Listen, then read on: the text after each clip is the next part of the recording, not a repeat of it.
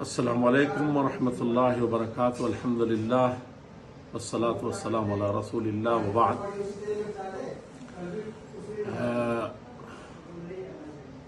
بابری مسجد رام جنم بھومی کا قضیہ بہت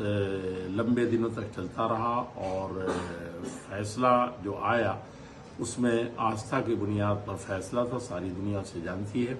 اسی طریقے سے یہ بات بھی پورے طور پر سامنے آئی کہ وہ کسی مندر کو توڑ کر کے وہ مسجد نہیں بنائی گئی تھی، وہاں اس طرح کا کوئی ثبوت نہیں ملا، اور بھی اس کی تفصیلات ہے اور چیزیں ہیں. لیکن اس وقت جب یہ فیصلہ آیا تھا اس وقت نہ کسی نے جشن منایا جس سے کسی طرح کا خلفشار ہو، نہ لوگوں نے ماتم ایسے منائے جس سے امن و شانتی بھنگ ہو.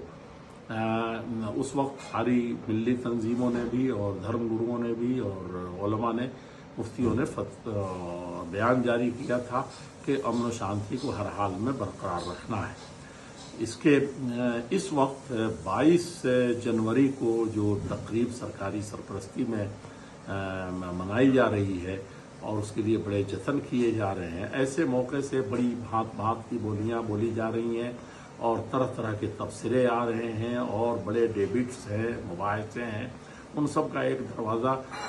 کھلا ہوا نظر آ رہا ہے. ایسے میں کوئی کبھی کبھی لگتا یہ ہے کہ دوسرے رخ پر لوگ جا رہے ہیں یا لے جانے کی کوشش ہو رہی ہے. یعنی میری مراد اس سے سب سے بڑی چیز جو انسانیت کے لیے اور ملک ملت کے لیے نعمت ہے وہ ہے امن و شانتی، بھائی چارہ، اور کسی بھی طرح سے دشمنی پھیلانا، نفرت پھیلانا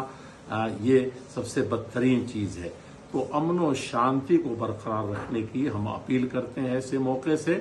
اپنے دھرم پر رہتے ہوئے، اپنے عقیدے اور ایمان پر مضبوطی سے رہتے ہوئے، اللہ کی ذات پر امید رکھتے ہوئے، نا امیدیوں سے کو کسی بھی طریقے سے نہ بھٹکنے دیتے ہوئے پوری ہمت سے اور ایمانی قوت کے ساتھ اور انسانیت اور امن و شانتی پر یقین رکھنے کے ساتھ ہمیں رہنا ہے، اور کسی طرح کے بھی احتجاج اور ایسے بحث و مباحثے سے ڈیبیٹ سے بچنا ہے جس سے امن و شانتی بھنگ ہوتا ہوا نظر آتا ہو. میں ایسے موقع سے تمام دیش واسیوں کو میں اپیل کرتا ہوں، مسلمان بھائیوں سے بھی اور سب لوگوں سے، کہ کوئی ایسا اقدام نہ کریں جس سے غلط عناصر کو اس سے فائدہ اٹھانے کا اور کسی بھی طرح کا فائدہ سماجی ہو، سیاسی ہو، نفرت کا ماحول پیدا کرنے کا موقع ملے. میری قرآن کریم میں، حدیث پاک میں بہت بڑی نعمت اسے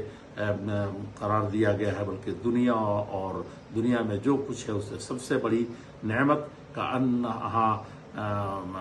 حیزت لہ الدنیا کی بات آئی ہے کہ ساری دنیا کی نعمت اس کو مل گئی جب امن و شانتی اور اس کو حاصل ہو گیا. تو ایسی صورت میں ہم اس پیغام کو بھی عام کریں گے اور کسی طرح کے ڈیبیٹ کو، کسی طرح کے ایسے نفرت پر مبنی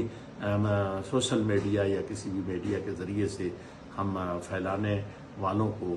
کسی بھی طریقے سے ساتھ نہ دیں، آگے نہ بڑھائیں، اور جتنے بھی ہیجانی کیفیت پیدا کرنے کی کوشش کی جائے. بہت امن و شانتی سے رہنے کی ضرورت ہے اور اللہ جل شانہ سے امید کرنی ہے، دعائیں کرنی ہے کہ اللہ جل شانہ ہم کو امن کا، شانتی کا پیغامبر بنا اور کسی بھی فتنے فساد میں مبتلا ہونے سے یا اس کا سبب بننے سے اللہ جل شانہ ہم کو محفوظ رکھیں. یہ ہماری پرزور اپیل ہے. والسلام علیکم ورحمۃ اللہ وبرکاتہ.